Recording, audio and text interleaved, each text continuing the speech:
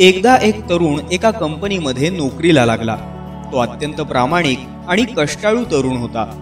कंपनीमधलं आपलं काम देखील अत्यंत निष्ठेनं आणि प्रामाणिकपणे तो पार पाडायचा।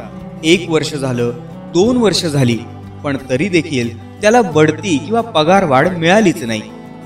याउलट त्याच्यापेक्षा कमी काम करणाऱ्या किंवा कामामध्ये कामचुकारपणा करणाऱ्या कित्येकांना बढती देखील मिळाली, पगारवाढ देखील मिळाली।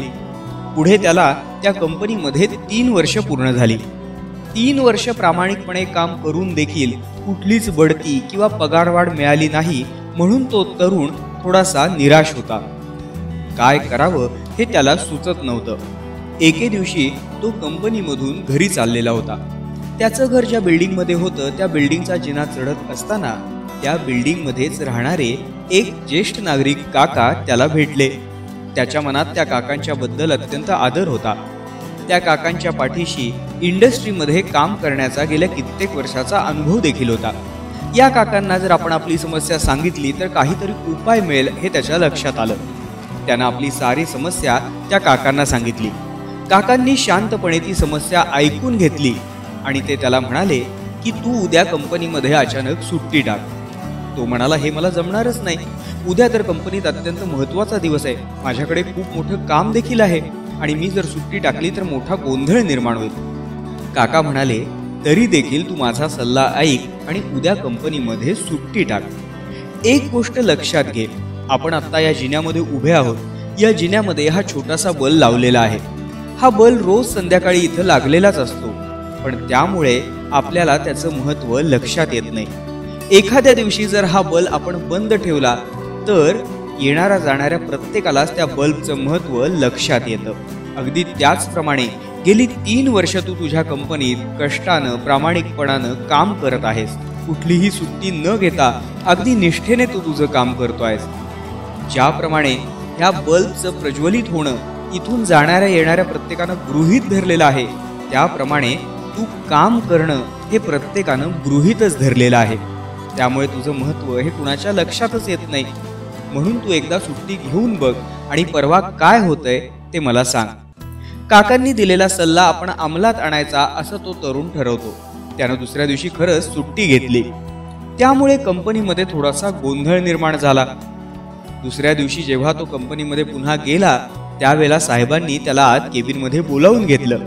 त्याला बढती देखील मिळाली आणि पगारवाढ देखील मिळाली।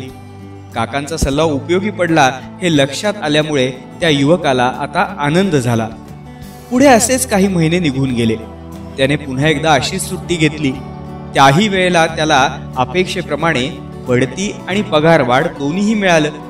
तिथून पुढे ज्या ज्या वेळेला त्याला बढती किंवा पगारवाढ हवी असायची तो हाच फॉर्म्युला उपयोगात आणायचा। बढती आणि पगारवाढ मिळवण्यासाठीचा चांगला फॉर्म्युला त्याला सापडलाय असं त्याला वाटत होतं। पुढे त्याचं हे सुट्टी घेण्याचं प्रमाण जास्तच वाढलं। तो अधूनमधून सुट्ट्या घेऊ लागला। एके दिवशी अशीच अचानक त्याने न सांगता 2-3 दिवसाची सुट्टी घेतली। 3 दिवसानंतर जेव्हा तो पुन्हा कंपनीत कामावरती गेला तेव्हा त्याला सांगितलं गेलं की तुला कामावरनं आता आम्ही काढून टाकलेलं आहे। तुझ्या जागी आम्ही दुसऱ्या एका माणसाची नियुक्ती केलेली आहे। हे सगळं ऐकून त्याला खूप वाईट वाटलं। त्या संध्याकाळी तो पुन्हा त्या काकांना जाऊन भेटला। त्यांना म्हणाला, तुमचा तो बल्बचा सिद्धांत मला इतके दिवस उपयोगी पडला, पण यावेळेला मात्र मला त्यामुळे मोठं नुकसान झालं। काकांनी त्याचं म्हणणं शांतपणे ऐकून घेतलं आणि त्याला ते म्हणाले, तुला बल्बचा सिद्धांत हा पूर्णपणे कळलाच नाहीये। लक्षात घे, एखाद्या दिवशी जर बल्ब बंद असेल तर त्याचं महत्त्व आपल्याला कळतं, लक्षात येतं, पण जर तो बल्ब सारखा चालू बंद व्हायला लागला तर मग त्याला स्वाभाविकपणे बदललं जातं। छोटीशीच ही गोष्ट पण खूप काही शिकवून जाते।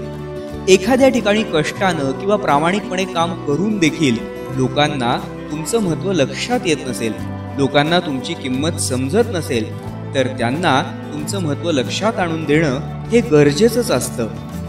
पण पुन्हा पुन्हा केवळ स्वतःचंच महत्त्व लक्षात येण्यासाठी प्रयत्न करण्यानं तुमचं महत्त्व त्यांच्या नजरेमध्ये कमी होतं आणि तुमच्या जागी मग दुसऱ्या माणसाचा विचार सहज केला जातो। त्यामुळे स्वतःचं महत्त्व लक्षात आणून देताना त्या कृतींमध्ये बॅलन्स राखणं, समतोल राखणं हे गरजेचंच असतं.